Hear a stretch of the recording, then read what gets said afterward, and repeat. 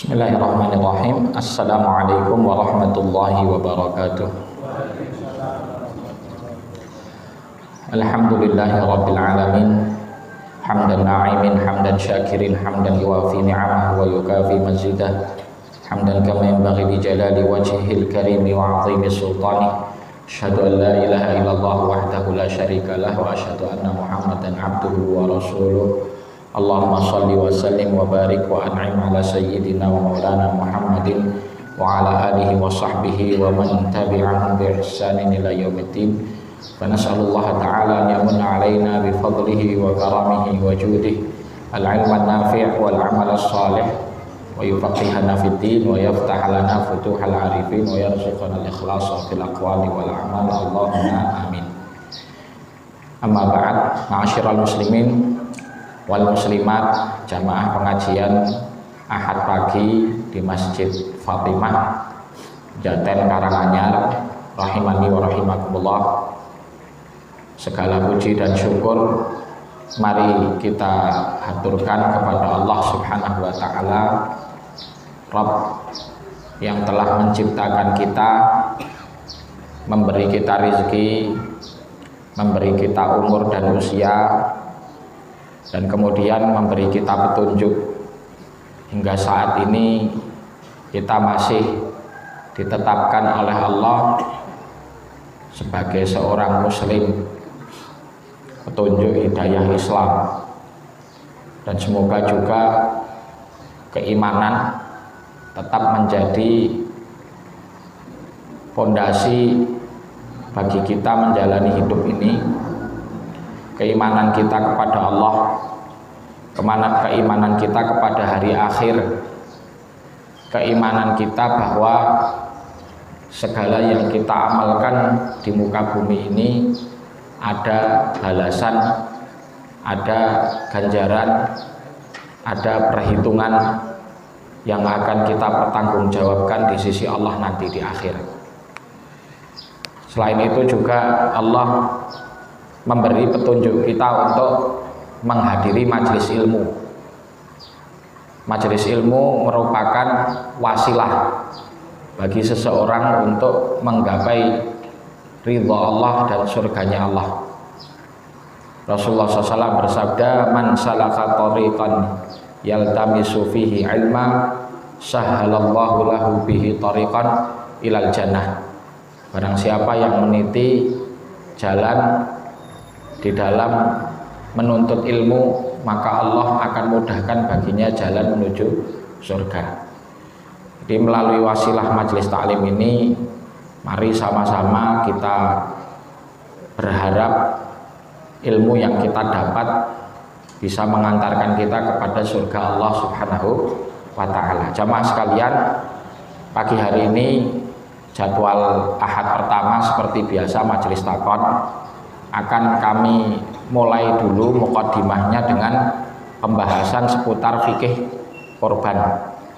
Nanti insya Allah setelah pembahasan ini rampung, baru kita lanjutkan dengan tanya dan konsultasi dari jamaah sekalian.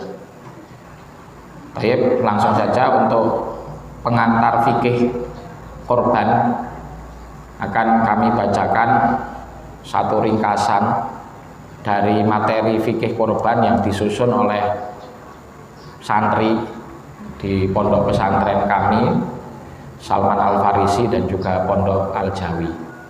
Ringkasan ini diambilkan dari kitab-kitab fikih, khususnya yang mengacu kepada fikih madhab Syafi'i, dan kemudian disusun sedemikian rupa agar mudah dipahami oleh para pembaca, khususnya kaum muslimin yang membutuhkan pengetahuan terkait hukum ibadah korban, khususnya semakin dekatnya kita kepada pelaksanaan ibadah tersebut. Hari ini sudah masuk akhir Dzulqa'dah, tepatnya Dzulqa'dahnya adalah tanggal 24 Dzulqa'dah. Jadi insya Allah tanggal, mohon maaf sekarang 25 ya, 25. Oke. Sekarang 25 Dzulqa'dah. Jadi insya Allah sekitar tanggal 16 ini pelaksanaan Idul Adha 16 Juni, 2 pekan lagi insya Allah. Nah ini untuk persiapan pelaksanaan ibadah kurban, alangkah baiknya kita belajar terkait fikih kurban. Ringkasan ini diberi judul oleh penulis salah satu santri kami, namanya Ustadz Muhammad Baroja. Dulu pernah ngisi di sini, gantikan waktu kami udzur. Nah sekarang setelah belajar di pesantren, melanjutkan kuliahnya di Universitas Islam Madinah. Nah, jadi ini sekarang posisinya guru membacakan karya tulisnya murid. Tapi ini insya Allah sudah dicek, sudah ditahqiq, dan masya Allah ini ditulis menggunakan bahasa Arab, Pak. Jadi ditulis menggunakan apa? Bahasa Arab. Judulnya Khulasatu Ahkamil Udhiyah ala Madhabis Sadati Syafi'iyah. Ringkasan terkait hukum udhiyah. Udhiyah itulah yang diambil darinya kata-kata Idul Adha. Adha, ya. Ini diambil dari duha, ya. Yang biasanya penyembelihan itu dilaksanakan di waktu duha. Di waktu duha. Meskipun nanti boleh pelaksanaannya dari pagi duha hingga sampai sore bahkan malam, asalkan di waktu pelaksanaan ibadah kurban tersebut. Nanti akan ada pembahasannya di sini. Langsung saja kita baca muqaddimahnya. Bismillahirrahmanirrahim. Alhamdulillahirabbil alamin wassalatu wassalamu ala sayyidil awwalin wal akhirin wa ala alihi wa ashabihi thayyibin at-tahirin, amma ba'd. Fa hadhihi risalatun qasiratun jama'tu fiha ma tata'allaqu bi ahkamil udhiyati limunasabati qurbi syahri dzulhijjah wa lihajatin nasi li hadhil ahkam wa takunu ala mu'tamadil madhhabi syafi'i nadharan li madhhabi baladi Andalusia hafidhahallahu wa hafidha ahlaha. Ini merupakan risalah, ya, yang ringkas yang telah aku kumpulkan berkaitan dengan hukum-hukum permasalahan udhiyah, atau kita biasa mengenalnya kurban. Nah, nanti akan kita bedakan, Pak, perbedaan istilah kurban dengan udhiyah di dalam fikih. Ya, jadi tidak setiap kurban itu udhiyah, tapi setiap udhiyah itu kurban. Nah, nanti kita jelaskan. Nah, kemudian kenapa latar belakang risalah ini disusun? Ini sudah tahun lalu sebetulnya ditulis. Nah, waktu itu memang juga mendekati Idul Adha, maka disebutkan karena berdekatannya waktu pelaksanaan ibadah kurban Idul Adha, ya, sehingga kaum muslimin membutuhkan keterangan hukum fikih terkait kurban, ya, dan ini ditulis menggunakan pendekatan madhab Syafi'i yang merupakan madhab mayoritas penduduk Indonesia. Fa'as'alullaha subhanahu wa ta'ala an yaj'alahu fi mizani hasanatil faqir wa an yaj'alahu khalisan liwajhihil karim wa an ya'umma naf'a hadzal 'amali li jami'il muslimin. Nah, terakhir ditutup dengan doa bahwa penulis berharap apa yang ia susun ini menjadi pemberat timbangan amal baginya, dan juga berdoa semoga diberi keikhlasan dalam penulisan risalah ataupun ringkasan hukum ini, dan yang terakhir semoga bermanfaat bagi kaum muslimin. Selanjutnya langsung kepada pembahasan materi al-udhiyah, ya, al-udhiyah. Jadi bukan kurban tapi udhiyah, ya. Kemudian darinya kita mengenal Idul Adha, ya. Nanti di hadisnya juga lafadznya bukan pakai korban tapi pakai doha, ya, doha yudhi, udhiyah. Nah, nanti akan kita jelaskan apa itu udhiyah. Ismun lima yudbahu minan na'ami taqarruban ilallah, adalah penamaan untuk sesuatu yang disembelih dari binatang ternak. Penamaan untuk sesuatu yang disembelih dari binatang ternak dengan tujuan apa? Taqarruban ilallah, mendekatkan diri kepada Allah. Nah, jadi di sini korban dengan udhiyah ini ada kesamaan dari sisi mendekatkan diri kepada Allah, menyembelih atau nyembelih sesuatu untuk mendekatkan diri kepada Allah. Ini sama antara korban dengan udhiyah. Nah, perbedaannya udhiyah dengan korban akan disampaikan setelah ini, atau sebagiannya sudah disampaikan minan na'am dari binatang ternak. Nanti tidak setiap binatang ternak ya itu sah dijadikan udhiyah. Kalau kita mendudukkan seperti ayam itu binatang ternak, dia apa mboten? Ayam itu termasuk binatang ternak mboten? Binatang ternak ya. Kuda termasuk binatang ternak, binatang ternak. Tapi apakah sah untuk udhiyah? Tidak sah. Ya, karena nanti akan kita dapati udhiyah itu terbatas hanya 3 hewan saja. Yaitu unta, sapi dan sejenisnya, juga kambing sejenisnya.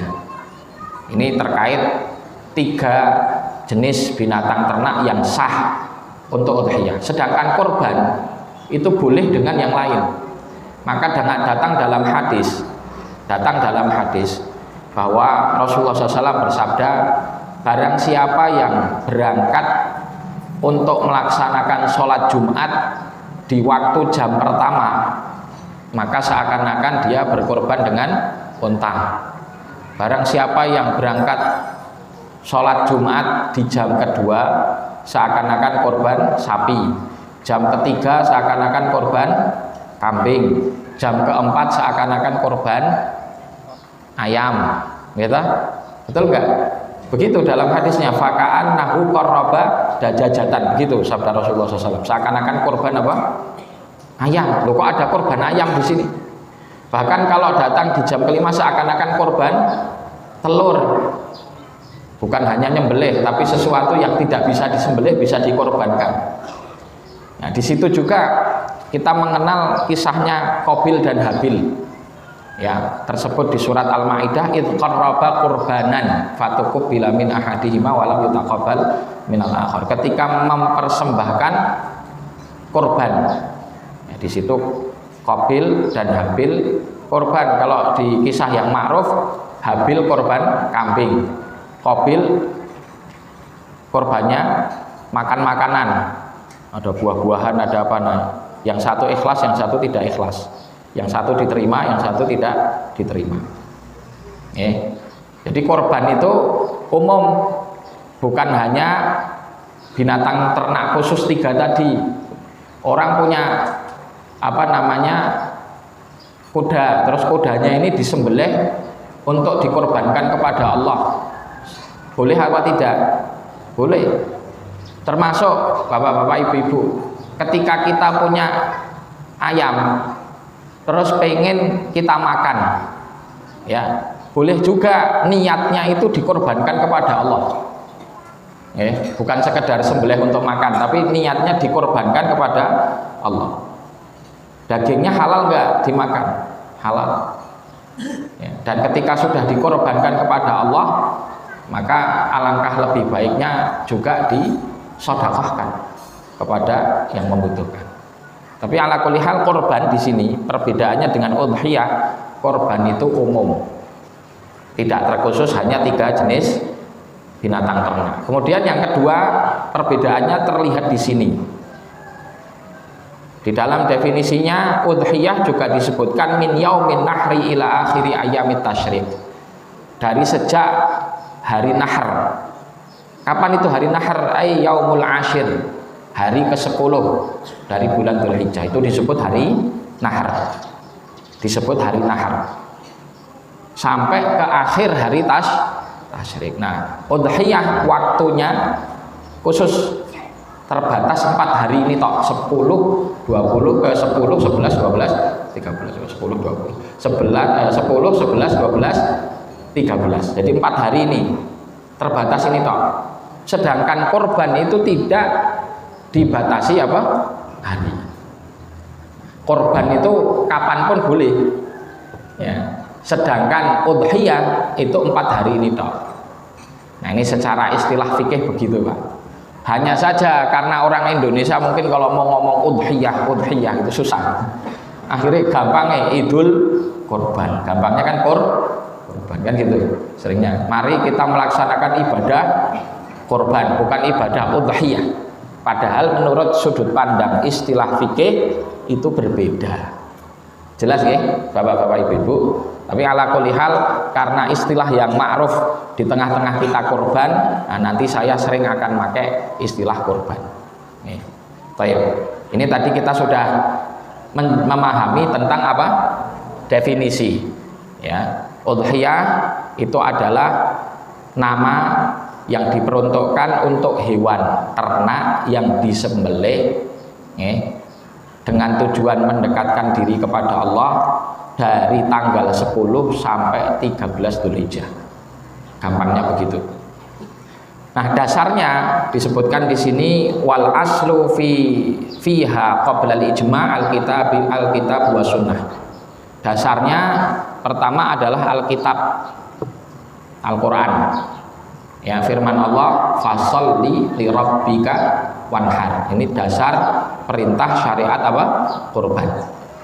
Yang kedua hadis Rasulullah SAW dalam satu riwayatnya dikisahkan dhaha Rasulullah SAW bikabsyaini amlahaini akranain. Rasulullah SAW menyembelih 2 ekor gibas kambing yang gemuk yang bertanduk. Yang gemuk yang bertanduk. Di sini juga kata-katanya pakai dhaha, bukan qarraba, korban bukan, tapi dhaha. Makanya di sini syariat itu membedakan sebetulnya antara korban dan udhiyah. 2 dasar tersebut kemudian dikuatkan lagi dengan dasar yang ketiga yaitu ijma'. Ijma' itu apa? Kesepakatan ulama kaum muslimin dari sejak dulu sampai sekarang. Maka siapa yang mengingkari syariat korban, Islamnya bisa batal. Siapa yang mengingkari syariat korban? Contohnya begini, saya muslim tapi saya tidak setuju dengan syariat korban karena korban itu pembantaian. Pembantaian terhadap binatang ternak. Ada orang itu kan apa tuh? Komunitas pecinta hewan ternak. Itu ada yang protes, nggak terima kalau setiap idul korban kambing, sapi, ya umumnya di negara kita itu disembelih, nggak terima.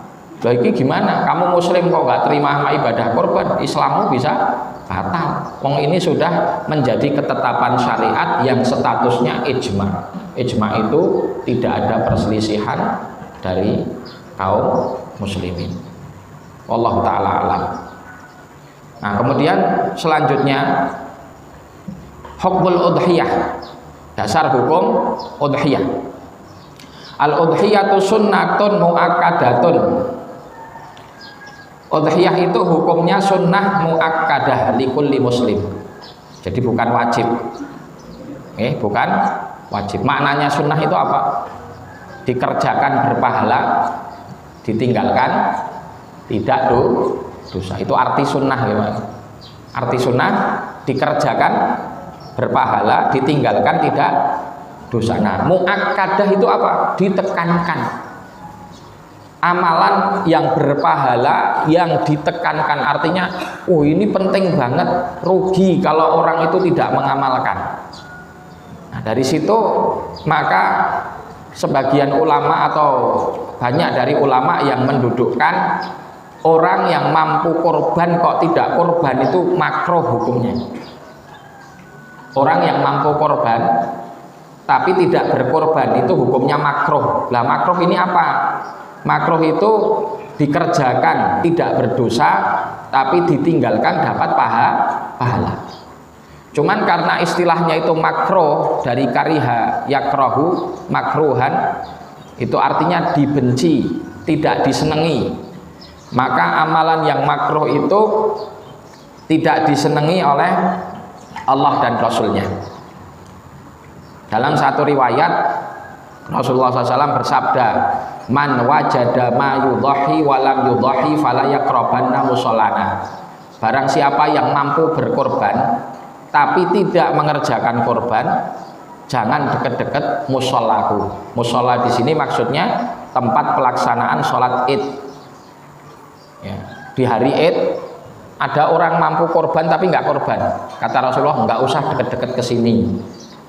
Itu kan berarti Rasulullah nggak senang loh. Ada orang mampu korban kok tidak korban.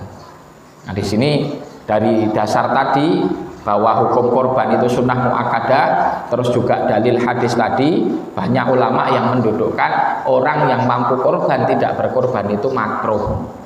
Jelas nggih? Baik.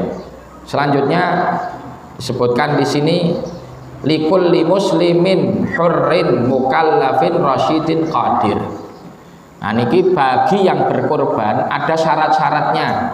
Siapa yang sah untuk melaksanakan korban? Yang pertama muslim, maka tidak sah korban dilakukan oleh non muslim. Jelas nggih? Ini jelas. Ada yang pernah Ustadz tanya, apa hukumnya kalau non muslim pas hari raya korban ikut korban? Oh itu bukan korban itu baginya, jadi donasi, jadi sumbangan. Ya, karena tidak sah korban dikerjakan oleh non muslim. Kemudian yang kedua hurin, merdeka, sehingga tidak sah korban itu dikerjakan budak. Loh kenapa kok budak nggak sah korban Ustaz? Karena hartanya budak itu haknya tuannya. Ya, budak kalau kerja hasil kerjanya ini nggak boleh dia ambil sendiri, harus disetorkan kepada tuannya, sehingga dia tidak bisa berkorban. Jelas nggih? Ini. Kemudian yang ketiga mukallaf. Arti mukallaf itu balik dan berakal, sehingga tidak sah korbannya anak kecil yang belum balik. Kenapa? Karena anak kecil ini belum bisa bertasarruf. Dalam mazhab Syafi'i, anak kecil yang belum balik tidak boleh bertransaksi keuangan. Dalam mazhab Syafi'i begitu, memang ketat, tapi mazhab lain nanti kelonggarannya ada. Mazhab Syafi'i itu anak kecil jajan sendiri di warung tidak boleh Pak, tidak sah. Ya, karena dianggap belum boleh bertransaksi keuangan. Makanya kalau menurut mazhab Syafi'i kita ngekon, ya kita nyuruh anak kecil le tukoke roti atau tukoke sabun, atau ibunya bilang le tukokno umi tukokno beras, itu tidak sah karena dia belum boleh bertransaksi keuangan. Dari situ juga maka dia belum boleh berkorban, karena korban ini ibadah yang terikat dengan harta. Okay. Nah kemudian juga berakal tadi jelas juga, berarti orang gila tidak sah berkorban. Kemudian selanjutnya rasyid. Rasyid itu artinya punya kedewasaan dalam mengelola uang. Lawannya adalah safih, orang yang bodoh tidak bisa mengelola uang, yang memubadirkan uang dihambur-hamburkan tidak semestinya. Nah di sini tidak sah orang yang tidak bisa dewasa mengelola uang itu untuk korban. Maksudnya begini, ada orang dia itu tidak paham kalau uang itu boleh, uang itu harusnya dikelola dengan baik. Punya uang 10 juta dihambur-hamburkan nggak karu-karuan, dalam satu hari habis. Nah, itu namanya safih. Yang seperti ini tidak sah korbannya, karena dia tidak dewasa mengelola uang. Nah inilah syarat-syarat sahnya sahibul korban. Dan yang terakhir tentu qadir, mampu. Ya, lantas bagaimana bagi yang tidak mampu?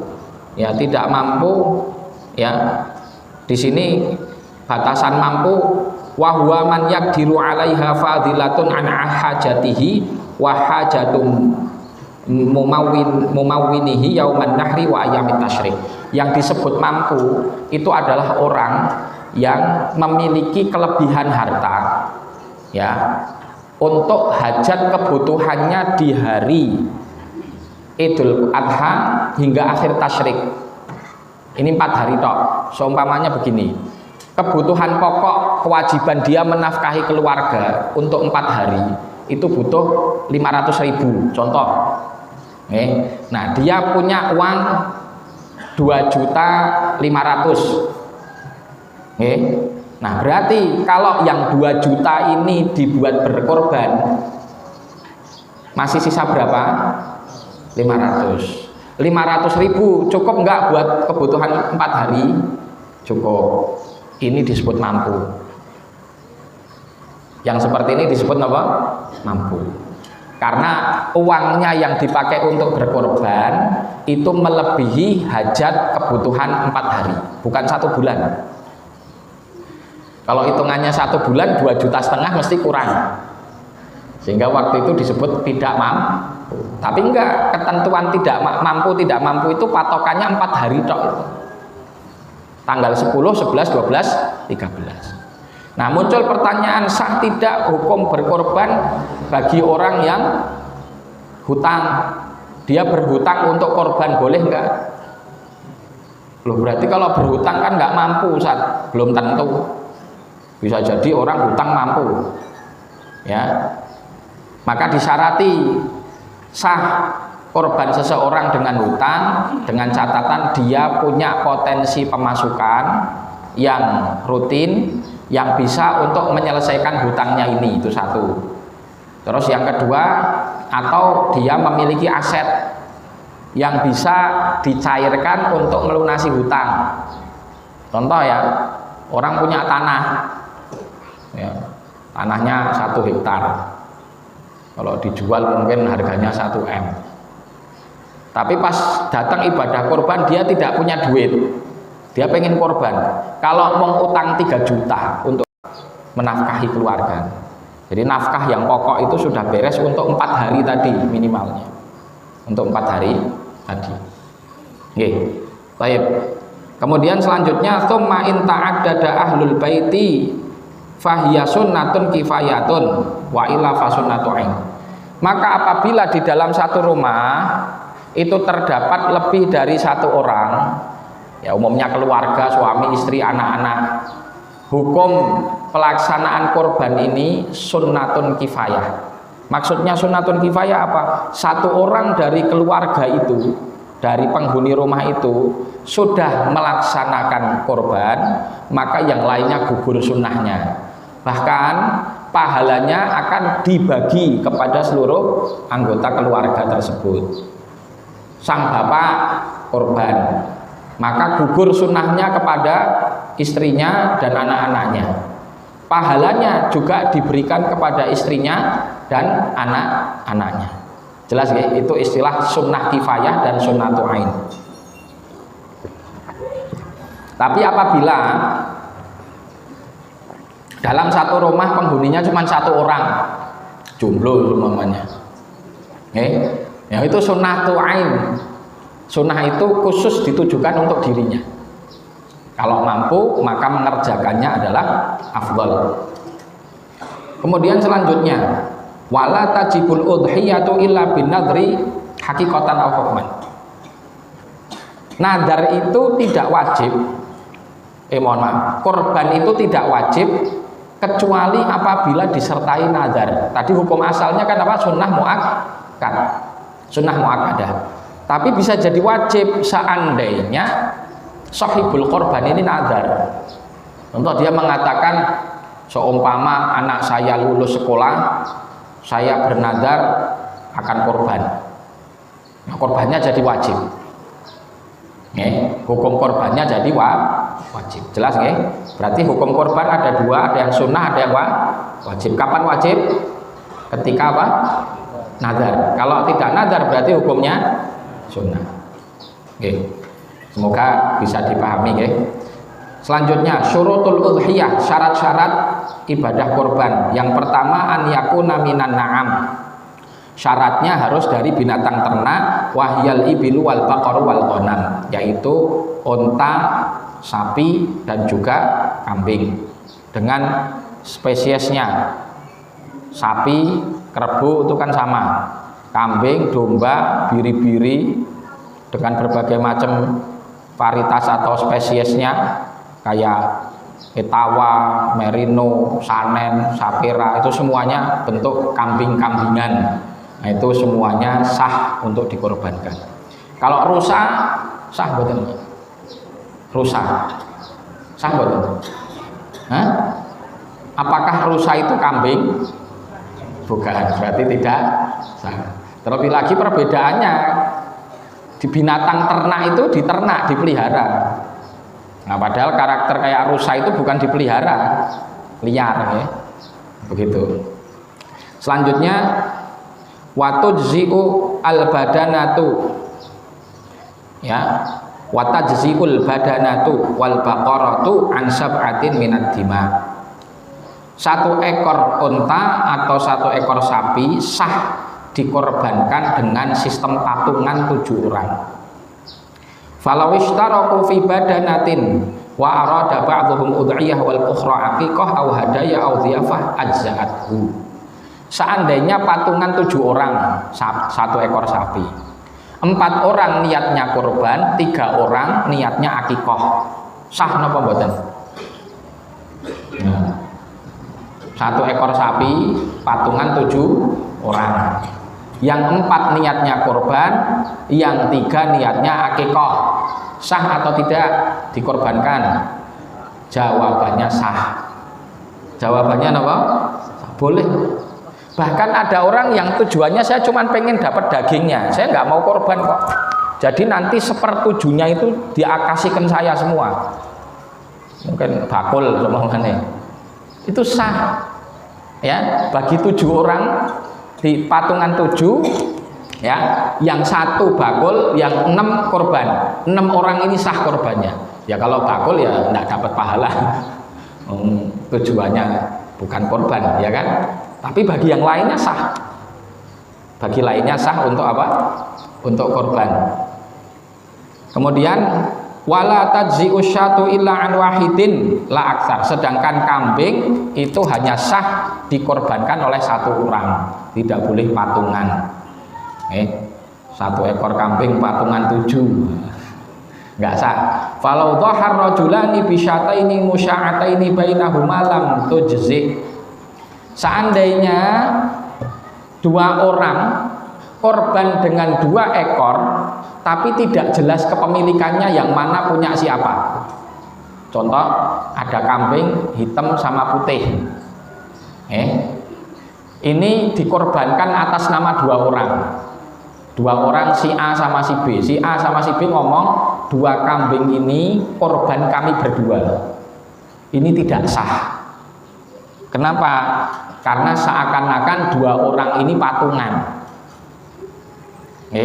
Jadi harus jelas yang hitam punya siapa, yang putih punya siapa, baru sah.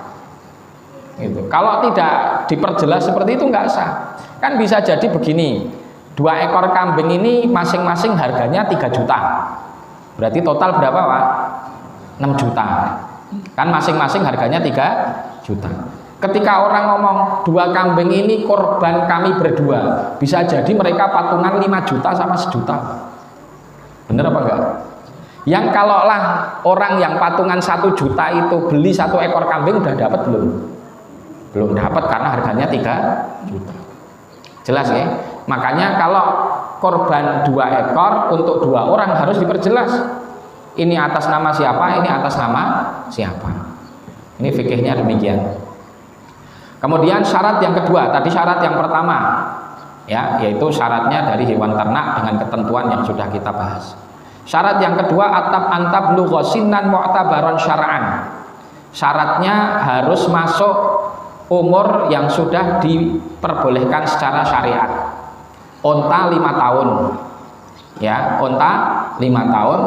Untuk sapi 2 tahun minimalnya. Kambing, nah, kambing Jawa, Etawa dan sejenisnya, kambing bukan domba, ya, itu 2 tahun menurut mazhab Syafi'i. Menurut mazhab Syafi'i kambing minimal 2 tahun, ya. Tapi nanti kita dapati mazhab Hambali lebih longgar, 1 tahun udah sah. Mazhab Hambali kambing.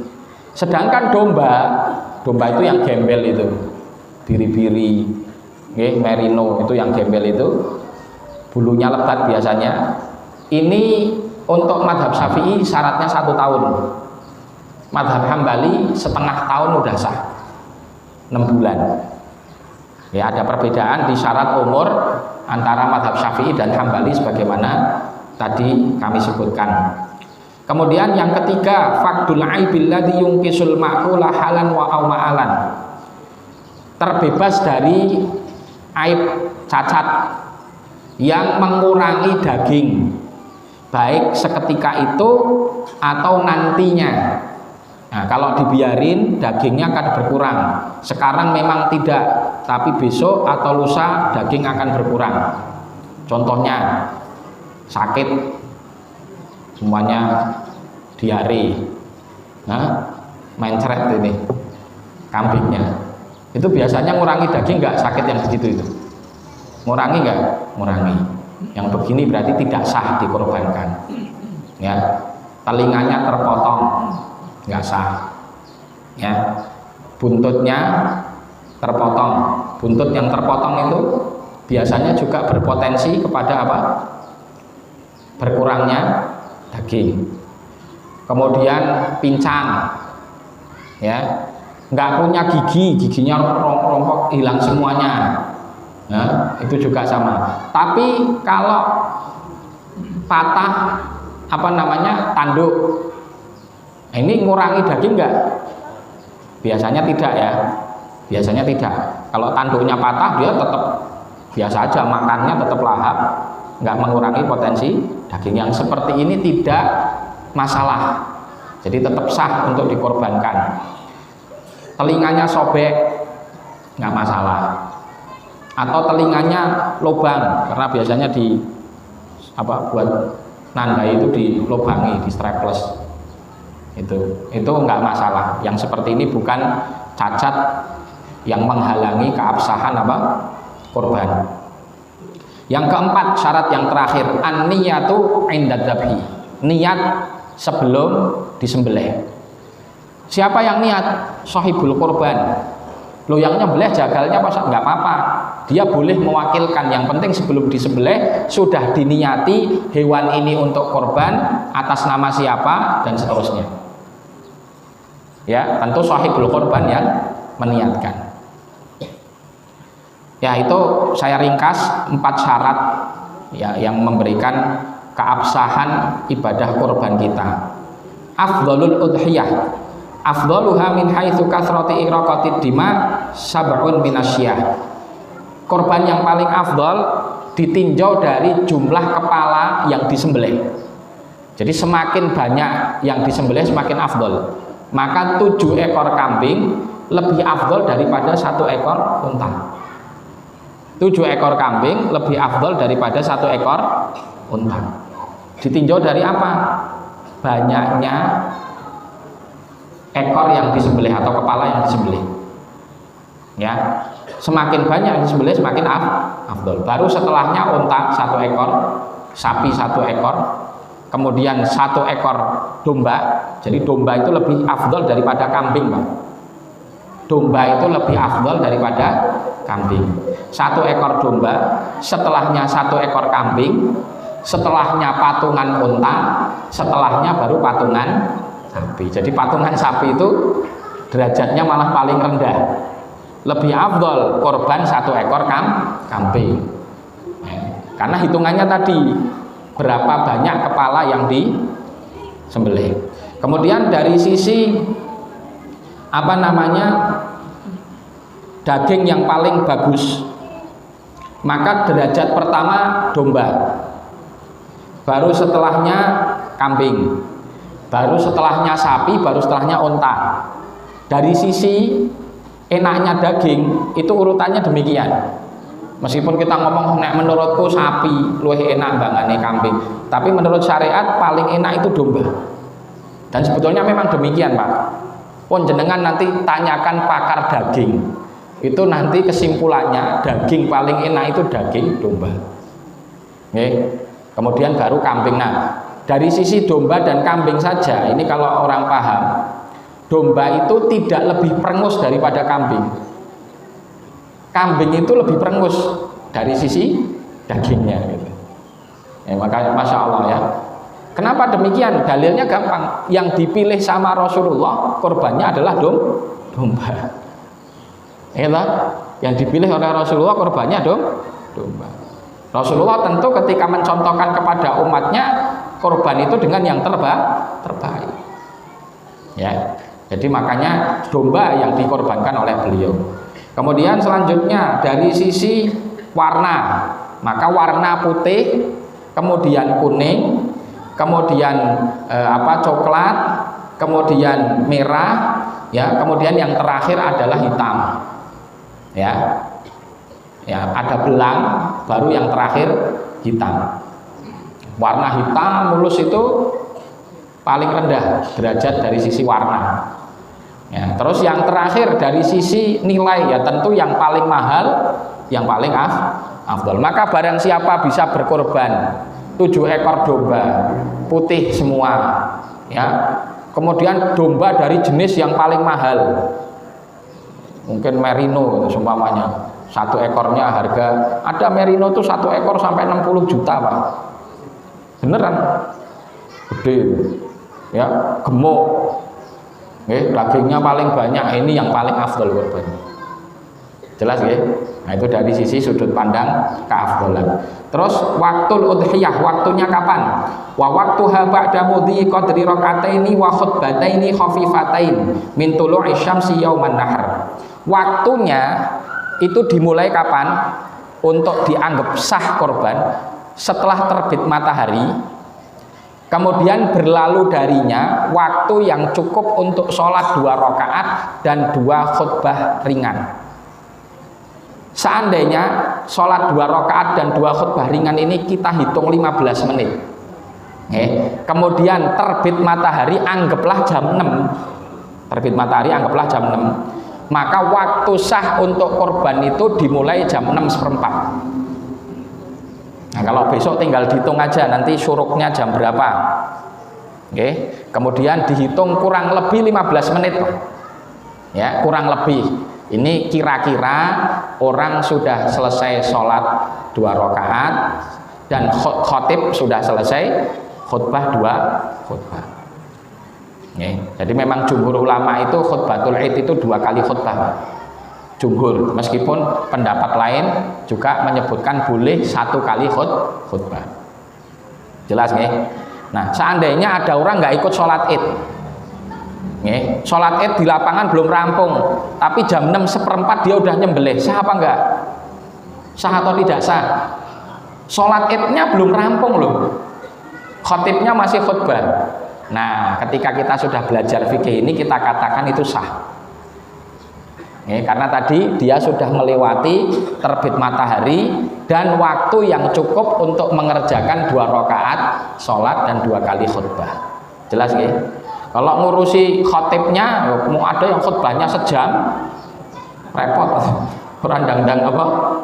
Nyembelih kan gitu. Nah, apalagi khutbahnya sini sama sana beda, sana belum rampung, sini sudah. Mosok gara-gara sana belum rampung, orang yang sana kalau nyembelih belum sah, yang sini sah. Nah, kan nggak pas. Makanya ketentuannya tadi sudah jelas nih. Kemudian akhir waktunya kapan? Ghurubus syamsi yauman nahr. Tenggelam matahari yauman nahr. Akhiru ayyamit tasyrik. Tenggelam matahari di hari akhir tasyrik, tanggal 13. Maka waktunya panjang. Kalau kita hari ke-10 belum sempat nyembelih, masih ada kesempatan besoknya. Besoknya belum sempat, besoknya lagi boleh. Bahkan untuk korban yang disebabkan atau didasari nadar, tadi hukumnya apa? Wajib. Itu boleh ditunaikan meskipun sudah malam, sudah lewat. Jadi tanggal 13 sudah lewat, tenggelam matahari. Ada satu hewan korban belum disembelih, dibilang ini nadar, nah, tetap ditunaikan sembelihannya malam hari dan hukumnya sah. Ini khusus untuk yang korbannya apa? Nadar. Tapi kalau yang korbannya sunnah enggak, seandainya udah lewat tenggelam matahari tanggal 13, maka statusnya jadi sembelihan biasa, bukan korban. Jelas nggih? Nah, ini terakhir saya bahas masraful udhiyah, pentasarufan udhiyah.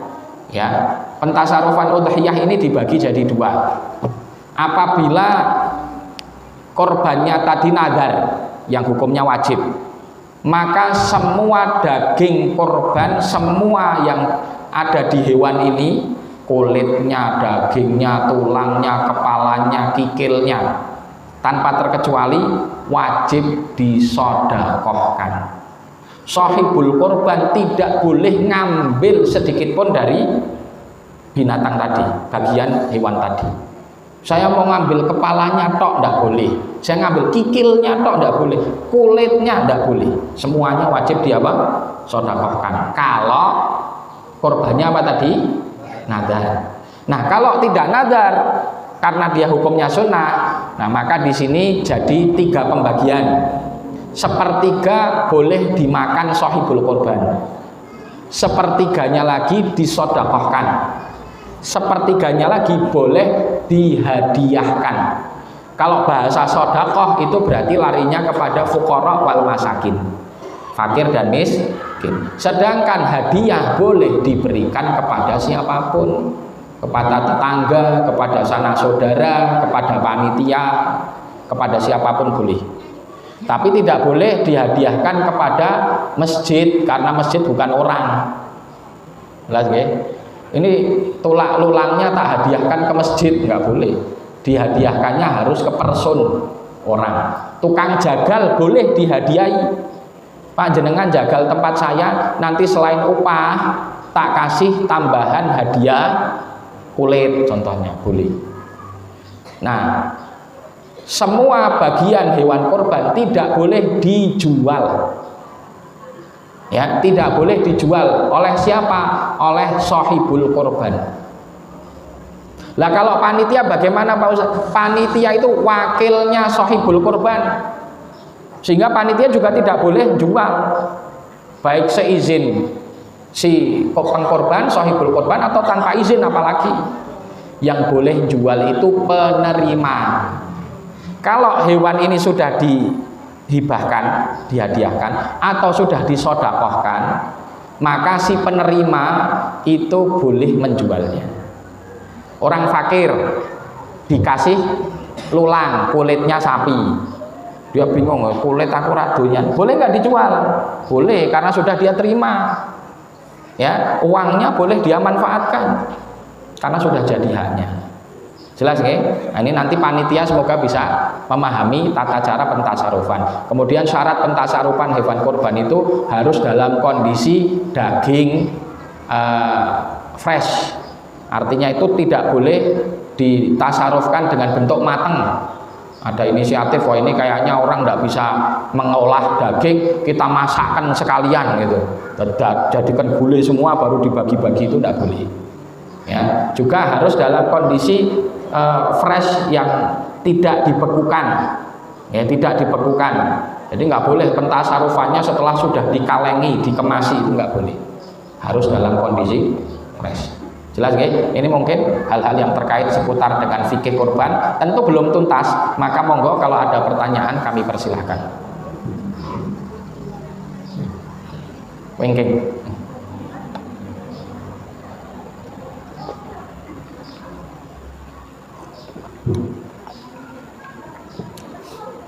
Assalamualaikum warahmatullahi wabarakatuh. Waalaikumsalam warahmatullahi wabarakatuh.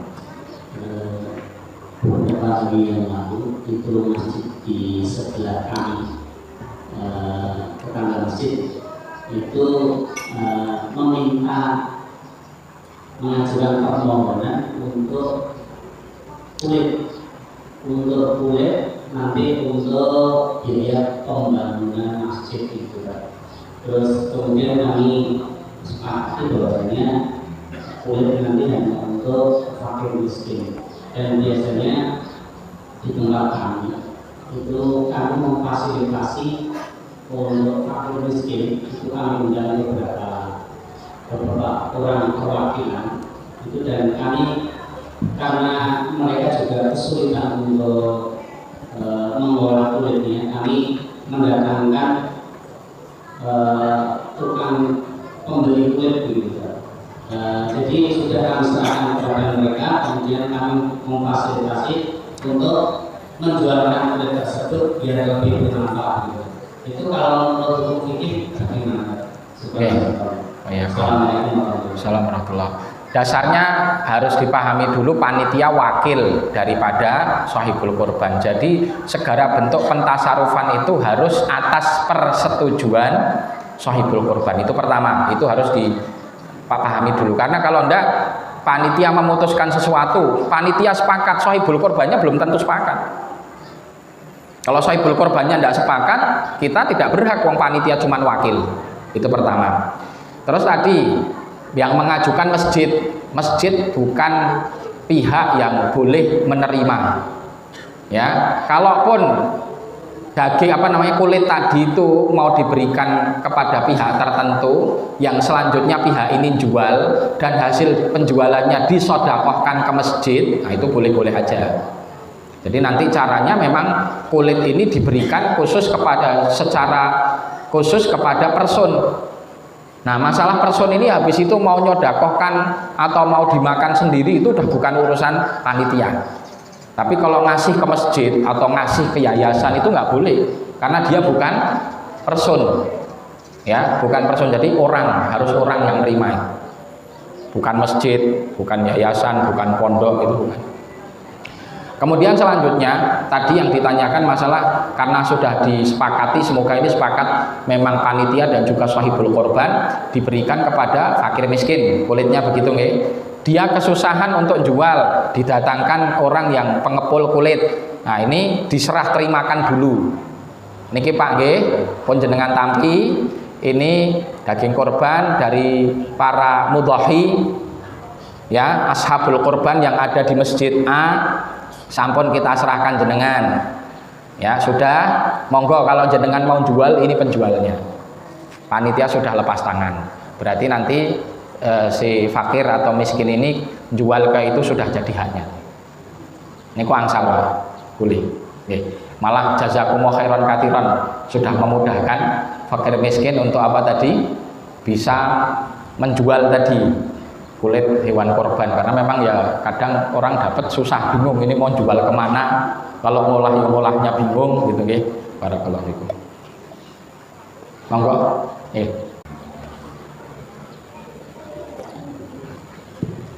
Assalamualaikum warahmatullahi wabarakatuh. Waalaikumsalam. Berkenaan dengan tadi untuk daging korban yang diberikan secara pada ini kasus-kasus banyak, misalnya waktu gubernurnya Anies itu korban itu sekarang dalam bentuk makan sudah pulang dulu. Dan di Arab itu kami ada tempat di Aceh itu malah tempat itu dari Arab sana sudah dipepek dari diwakilkan itu. Coba dari Arab mungkin saat Bali hanya disebut, dan setelah itu pengelolaan pakai mesin di sana susah, makanya di beberapa waktu di kota Arab itu karangannya itu dari korban itu bagaimana? Yang kedua masalah tadi untuk korban anak kecil dan itu di sekolah-sekolah yang favorit itu anak-anak sudah mulai mati korban, jadi nanti mungkin hasilnya itu digerakkan untuk korban. Yang ketiga untuk sapi atau hewan yang macam itu dulu tidak, karena dari kategori tadi tidak cacat, hanya saja tidak produktif ya. Yang pertama, saya belum meneliti lebih jauh dari pendapat mazhab lain, tapi untuk sudut pandang mazhab Syafi'i tidak boleh. Kalau dia mau korban di tempat lain, caranya nitip uang untuk dikorbankan itu boleh. Tapi kalau hewan itu disembelih di tempat di sini, ya, yang paling berhak menerima ya orang sekitar sini, bukan kemudian dagingnya dikirim. Mungkin bisa jadi sah menurut mazhab mereka, saya nggak ngerti, tapi bisa jadi.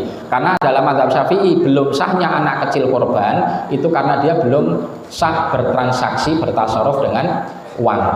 Nah, dalam hal ini maka yang dikorbankan itu menurut mazhab Syafi'i bukan jadi korban, ya, dia jadi sedekah biasa.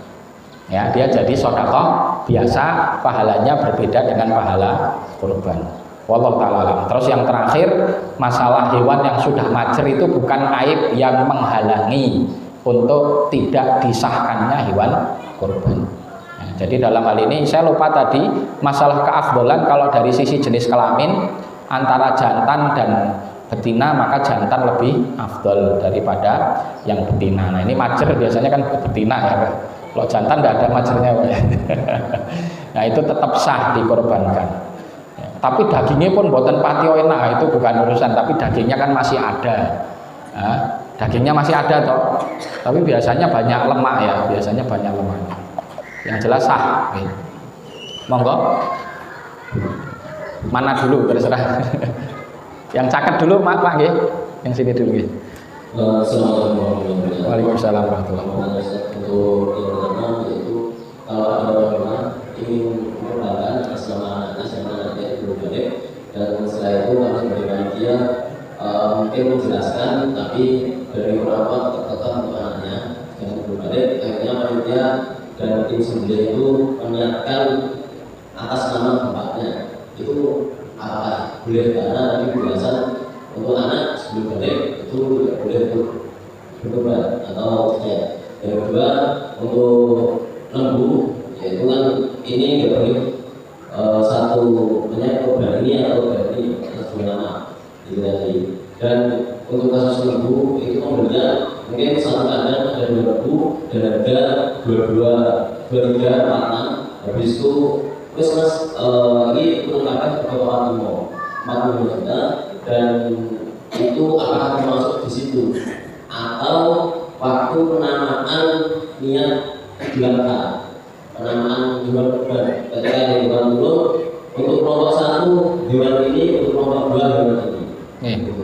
Mungkin 2 pertanyaan besar yang Assalamualaikum. Yang pertama tadi dijelaskan kepada keluarga bahwa seandainya nama atas namanya itu salah satu dari penghuni rumah itu sudah mewakili dan pahalanya diberikan kepada semuanya. Jadi ngapain repot-repot ngasih atas nama anak barang gitu. Sebetulnya itu butuh dipahamkan. Tapi kalau memang kekeh, betul-betul kekeh ya sudah dipahamkan sedemikian rupa, panitia meniatkan atas nama orang tuanya tidak masalah, ya kan? Untuk toh yang mengeluarkan tadi apa? Yang mengeluarkan duitnya siapa? Orang tuanya, apa? Bukan anaknya, gitu. Jadi itu yang pertama. Yang kedua masalah hewan tadi 2 orang tidak boleh niat, tidak boleh berkorban dengan 2 hewan yang tidak jelas. Ini istilahnya begitu, harus diperjelas punya siapa. Nah ini maksudnya setelah pembelian kan biasanya panitia itu ada yang membuka jasa, istilahnya pelayanan untuk dibelikan juga kan gitu, patungan ini. Nah di situ kadang terjadi itu apa, harganya itu kiak-kio istilahnya gitu, gitu. Kan mesti nggak mungkin semua sapinya itu harganya sama persis, padahal untuk iurannya atau patungannya biasanya kan dipatok. Nah, di situ sebetulnya tidak jadi masalah, tapi yang penting kepemilikannya jelas. Bahwasanya sapi A ini milik patungan 7 orang atas nama fulan. Untuk bab amanah, ya baiknya panitia melaporkan kepada para mudhohi. Contoh ada sapi harga 21, iuran 3 juta ya, 21.300, sedangkan sapi satunya 20.500.000 contohnya gitu. Nah, ini kan akhirnya ada kiak-kio antara sini dan sana, itu diminta keridhaan dan keikhlasannya gitu. Jadi nanti kembalinya yang uangnya kurang itu disubsidi sama yang uangnya lebih. Dalam hal ini berarti nanti jatuhnya sodakoh gitu ya, jatuhnya sodakoh dari yang kurang tadi atau yang kelebihan maksudnya. Kan kalau yang 20.500 berarti kelebihan 500.000 kan. Nah, sisanya ini diikhlaskan dimintakan keikhlasannya kepada grup yang 20.500 tadi untuk operasional panitia contohnya, boleh, tidak masalah. Jadi jatuhnya sedekah. Jadi dalam hal ini bukan masalah ketika niat dikorbankannya, tapi status hewan itu milik siapa dulu, ya. Jadi jelas. Ini atas nama fulan. Kalau seumpamanya 2 kambing titip, saya titip ini 3 juta belikan kambing, yang satu titip 3 juta belikan kambing. Ternyata kambing satu harganya 2.800.000, kambing 2 harganya 3.100.000. Nah itu juga hampir sama. Yang penting ini punya siapa, ini punya siapa. Setelah itu ya tinggal panitia eksekusinya menyesuaikan nama daripada si pengkorban. Begitu maksudnya nih. Bener betul. Boleh. Ya tadi tetap dipahamkan tadi, dimaksimalkan memahamkannya bahwa Bu, Pak, jenengan nggak usah namakan anak itu ganjarane kagem jenengan sedanten gitu. Terus dikasih tahu kalau syarat keabsahannya memang orang yang sudah dewasa. Tapi kalau masih kekeh ya sudah, panitia nanti ngatasnamakan orang tuanya saja, selesai. Oke, terakhir nih nggih. Oh, pundi? Mereka yang 2 berarti. Pundi ya. Oke, 2 berarti. Mugi-mugi sabar. Assalamualaikum warahmatullahi wabarakatuh. Ini pertanyaan singkat. Biasanya panitia itu sebenarnya makan siang diambilkan dari daging deh. Oke. Kalau makan siang panitia itu harus sudah ada akad pemberian yang diberikan dari sahibul korban kepada panitia. Nah itu untuk memudahkan, saran saya panitia itu bikin formulir, semacam formulir kepada sahibul korban yang berisi 1, korban atas nama, ya, kemudian hewan yang dikorbankan apa, gitu. Terus korban ini nadar atau bukan, jelas ya. Terus yang ketiga, kalau bukan nadar berarti kan pentasarufannya kemana, ya. Pentasarufan 1, sahibul korban minta apa, itu nanti si mudhahi pengkorban ngisi, termasuk di situ diperbolehkan apabila panitia meminta sekian kilo dari daging untuk dimakan bersama, apakah diperkenankan ya atau tidak, gitu kan. Habis itu tanda tangan, udah. Ketika sudah dikasih kita punya legalitas, itu paling enak. Maka otomatis ketika sudah di proses kepanitiaan itu kita ngambil bagian dari daging yang sudah disembelih sesuai dengan ketentuan, habis itu dimasak, itu sudah jadi haknya panitia. Tapi ingat, panitia ini kan orangnya banyak. Nah jadi perwakilan penerimanya adalah ketua panitia, gitu aja. Karena kalau orang masih banyak belum jelas panitia sing di A, B, C, D, nah diwakili oleh ketua panitia ini sebagai penerima. Nanti daging yang diterima ini diolah, baru kemudian dimakan bareng-bareng. Ngoten niku. Cara untuk menghalalkannya memang harus ada sedikit ilustrasi. Nggih, makata. Monggo. Assalamualaikum warahmatullahi wabarakatuh. Waalaikumsalam. Tentang orang yang berkorban itu, jika ditujukan kepada orang yang sudah meninggal itu apakah boleh jika sama yang atas nama anaknya yang sudah meninggal itu untuk berkorban. Terus yang kedua, pembagian hewan kurban. Untuk yang pertama sepertiga buat seorang berkorban, yang kedua untuk hadiah, dan yang ketiga untuk bagi besar sedekah. Ya, kebanyakan yang sudah terjadi itu dari bagian pertama sepertiga untuk seorang kurbannya itu dikasihkan, dan yang sepertiga untuk hadiah itu gimana sih? Apakah harus disampaikan juga ke seorang kurban? Apa panitia langsung mewakili untuk membagikan itu?